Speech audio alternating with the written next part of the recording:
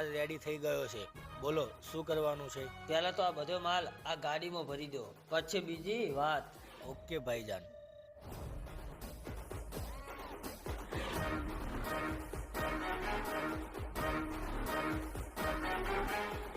એ આ બધો માલ આ ગાડીમાં ભરી દે.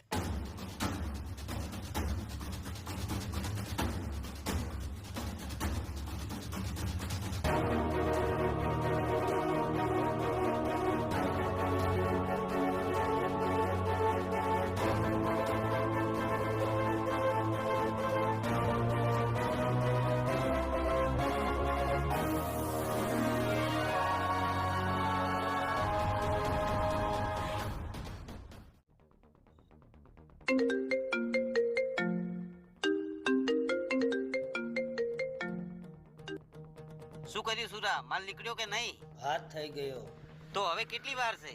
બસ હવે આ ગાડી ભરાય એટલી વાર. સારું. અને સાંભળ મારી વાત ધ્યાનથી, આગળ કાંઈ પોલીસ ના હોય. આ સૂર્યાનો માલ છે, કોઈને ખબર પણ નહીં પડે અને માલ ત્યાં પહોંચી જશે. સારું, તો વાંધો નહીં. ભાઈ માલ ગાડીમાં ભરાઈ ગયો. બિલ્લા આપણો ડ્રાઈવર ક્યાં છે? એ તો ગાડીમાં જ બેઠો છે. તો એને કહી દે ગાડી સીધી નદીમાં જવા દે, અને ત્યાં આગળ મુકાભાઈ ઉભા છે, એમને તું આ માલ આપીને રિટર્ન થઈ જા. કેમ ભાઈ, આપણે સાથે નથી જવાનું? ના બિલ્લા. કેમ ભાઈ? કેમ કે કાનૂન આપણી પાછળ હાથ ધોઈને પડી છે. જો આ માલ સાથે જો આપણે પણ પકડાઈ ગયા ને તો આપણે બધા જેલના સરૈયા ગણતા થઈ જશું. હા ભાઈ, એ વાત તો તમારી સાચી.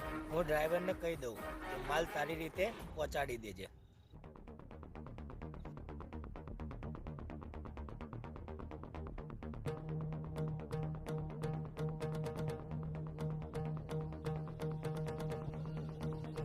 એ ડ્રાઈવર, આ ગાડી જવા દેજે સીધી નદીમાં. ત્યાં આગળ મુકાભાઈ ઊભા છે, એમને આપીને તરત જ ત્યાંથી રિટર્ન થઈ જજે. ઓકે? સારું, ચલ તું અહીંયાથી નીકળ, કોઈ આવે એ પહેલા.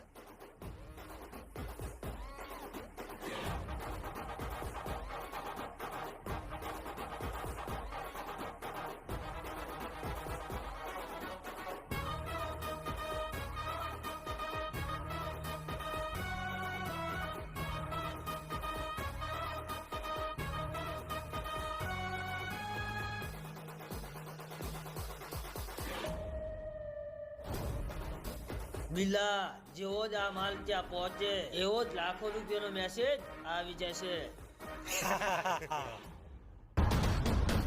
गलती कर दी है उसने, मेरा माल पकड़ कर छोड़ूंगा नहीं उस हरामखोर को.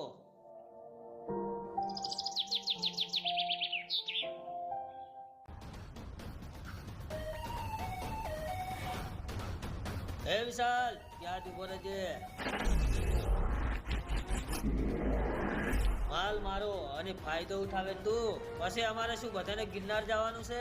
वैसे भी तेरा सारा माल मैंने लूट लिया है, तेरे पास ये 2 चमचे के अलावा कुछ नहीं बचा है.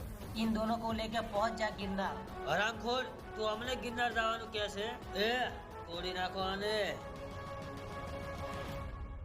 पुष्पाराज झुकेगा नहीं.